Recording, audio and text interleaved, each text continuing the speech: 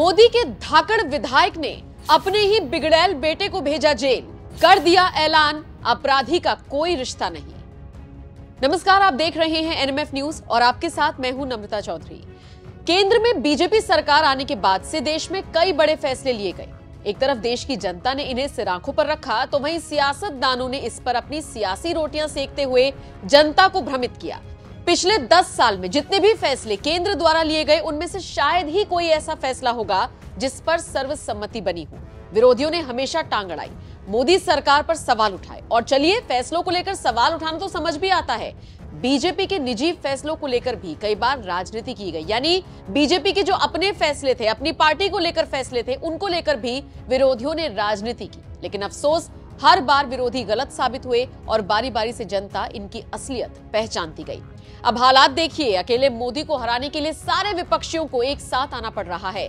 जो कभी एक दूसरे के दुर्विरोधी रहे, वो भी मंच साझा कर मोदी को टक्कर देने का दावा कर रही हैं। खैर, बीजेपी सारे विरोधियों से कैसे लड़ेगी, कैसे निपटेगी, ये तो चुनावों के नतीजे ही बताएंगे। लेकिन उससे पहले जो लोग बीजेपी पर सवाल उठाते हैं, या फिर वो लोग जिन्हें लग रहा था कि मोदी शाह ने 3 राज्यों में रिमोट वाले सीएम बैठा दिए हैं, उनको हमारी ये रिपोर्ट जरूर देखनी चाहिए।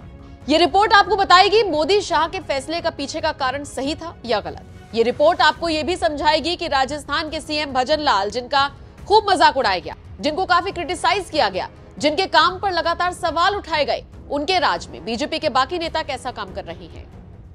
खबर मध्य प्रदेश के ग्वालियर से आपको बताने जा रही है, जहां पर एक बीजेपी विधायक ने अपने ही बिगड़ैल बेटे को जेल की सलाखों के पीछे पहुंचा दिया। साथ ही बड़ा ऐलान भी कर दिया कि अपराधी का कोई रिश्ता नहीं होता। हम बात कर रहे हैं ग्वालियर जिले की पिछौर विधानसभा सीट की, जहां से बीजेपी विधायक प्रीतम लोधी ने आम लोगों के साथ साथ बाकी सभी नेताओं के लिए भी मिसाल पेश की है।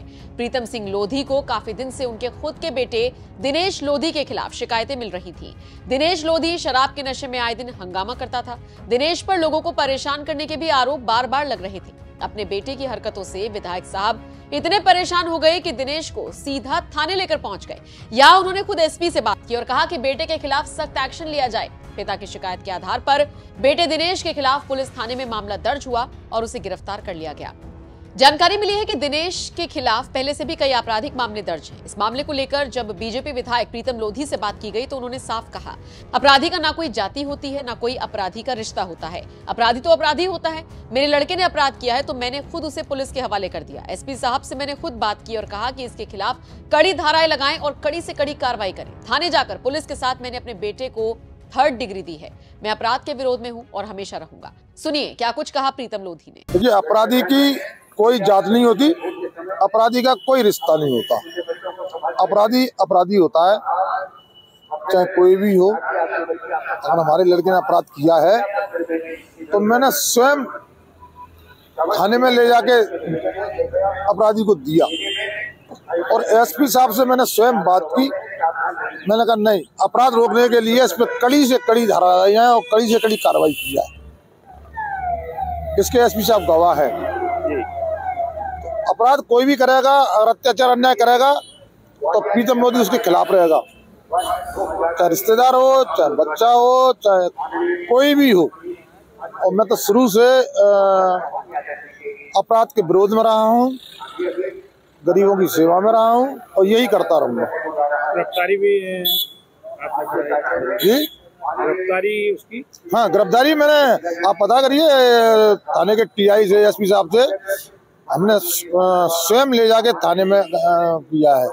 और जो 3rd डिग्री का पुलिस इस्तेमाल करती है वो हमने किया। मारपीट भी की?